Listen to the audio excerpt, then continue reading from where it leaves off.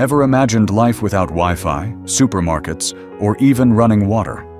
The Middle Ages were nothing like today, yet they shaped the world we live in. But what was it really like to live in medieval times? Stick around as we count down 10 fascinating aspects of daily life in the Middle Ages. Trust me, you wouldn't want to miss number 1. Let's get started. But before we get started, be sure to subscribe to our channel and ring the bell to get notified about our latest videos. Number 10. Life centered around the church. Religion wasn't just a part of life in the Middle Ages, it was life.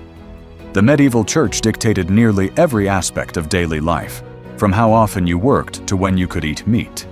Sundays were reserved for attending Mass, which was often the only break from hard labor for peasants.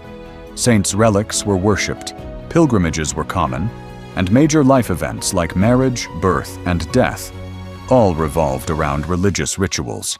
For peasants, the church brought hope, community, and some semblance of structure in an otherwise harsh existence. However, it also meant strict rules and heavy taxes called tithes, often taking 10% of their earnings or crops.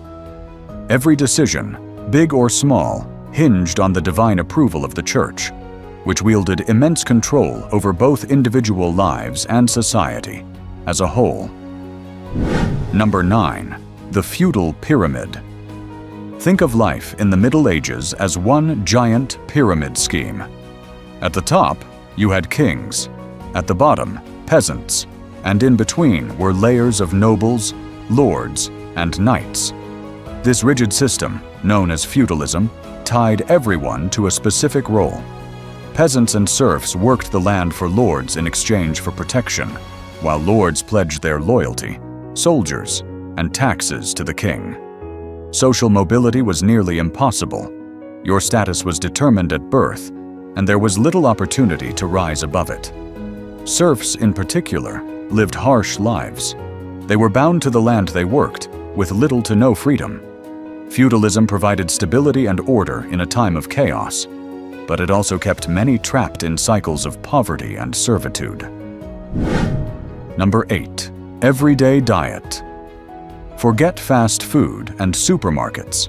Medieval diets were simple, based largely on what could be grown locally or bartered for. For peasants, meals revolved around bread, porridge, and seasonal vegetables like onions, leeks, and cabbage. Meat was a luxury, reserved mostly for the rich. The wealthy dined on roasted meats, fish, and exotic imported spices like cinnamon, saffron, and pepper. So expensive they were sometimes used as currency. Religious practices like Lent or fasting days heavily influenced eating habits, forbidding meat, and sometimes even dairy. Wine or ale often replaced water since it was safer to drink, thanks to the brewing process. Despite the simplicity, medieval diets were surprisingly balanced and nutritious for the time. Number 7. Medicine and superstitions. If you got sick in the Middle Ages, you were in for a rough ride. Medicine was a mix of basic science and superstition, with treatments often based on the belief that illnesses were caused by an imbalance of the body's 4 humors: blood phlegm, black bile, and yellow bile. Remedies ranged from herbal concoctions and prayer to bizarre practices like using leeches to purify the blood. Hygiene was poor, which led to rampant disease. The plague, in particular, was feared above all else, and desperate people turned to anything from carrying fragrant herbs to avoiding strangers in an attempt to stay safe. Dentistry was even worse. If you had a toothache, the solution was often to just pull the tooth out, no anesthetic included.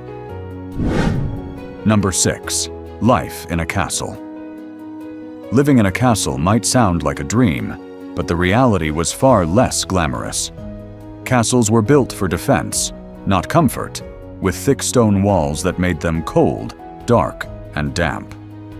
Fireplaces provided some warmth, but they couldn't heat the massive rooms effectively. Bathrooms as we know them didn't exist. Instead, people used garderobes, or holes that emptied into the moat or a pit. Water had to be carried to the castle by hand, making baths an infrequent luxury. Despite these hardships, life in a castle offered unparalleled safety from invaders.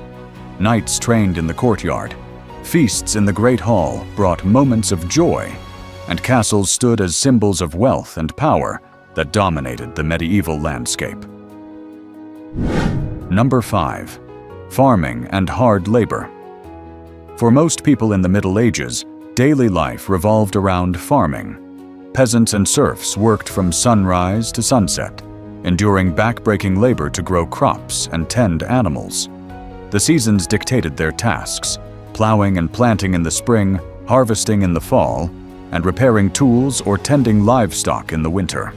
Tools were basic, and farming methods were inefficient by today's standards. Poor weather or pests could easily lead to famine, making life precarious. However, festivals and celebrations after harvest offered brief respites from the grind, with music, dancing, and feasting to lift spirits. Number 4. Entertainment and pastimes. No Netflix? No problem, sort of. Entertainment in the Middle Ages came in many forms. Music, dancing, and storytelling were popular, with traveling minstrels spreading news and performing songs about legendary heroes. Knights dazzled crowds with jousting tournaments and other displays of skill.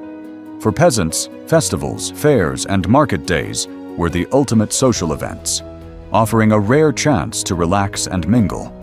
Games like chess and backgammon amused the wealthy, while simpler folk played dice, stick and ball games, or even early versions of football. Leisure was rare, but it was cherished whenever it came around. Number 3. Education and literacy. Education in the Middle Ages was a privilege reserved for the few. Most peasants were illiterate, with their knowledge limited to oral traditions. The church controlled education, with monasteries and cathedral schools serving as the primary centers of learning. Boys from noble families could study Latin, theology, and philosophy, often preparing for roles in the clergy or governance. Girls, on the other hand, were usually taught household skills unless they joined a convent, where they might learn to read and write. Books were incredibly rare, as each one had to be painstakingly handwritten, making knowledge a luxury only a select few could afford. Number 2. Women and their roles. Being a woman in the Middle Ages was no easy task. Women's roles were largely defined by their relationships. Daughters, wives, and mothers were expected to serve their families.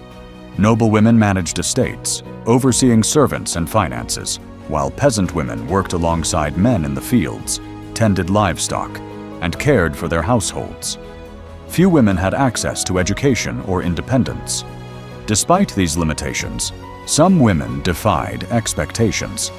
Figures like Joan of Arc or powerful abbesses wielded significant influence, showing that even in a male-dominated society, women could leave their mark.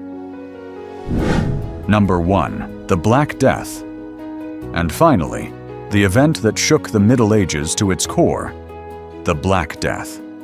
This devastating plague swept through Europe in the 14th century, wiping out nearly a third of the population. Symptoms like fever, blackened boils, and rapid death left people terrified. Medicine was powerless to stop it, leading to widespread despair. Entire villages were abandoned, and economies collapsed. Yet the aftermath of the plague sparked change. Labor shortages gave peasants more bargaining power, feudalism began to weaken, and Europe started moving toward the social and economic transformations that would define the coming centuries. So guys, life in the Middle Ages was harsh, fascinating, and full of incredible stories. While we can't imagine living in those conditions today, the Middle Ages laid the foundation for the modern world as we know it. Which fact amazed you the most? Drop a comment below, and don't forget to like, share, and subscribe for more history explorations. Thanks for watching, and see you next time.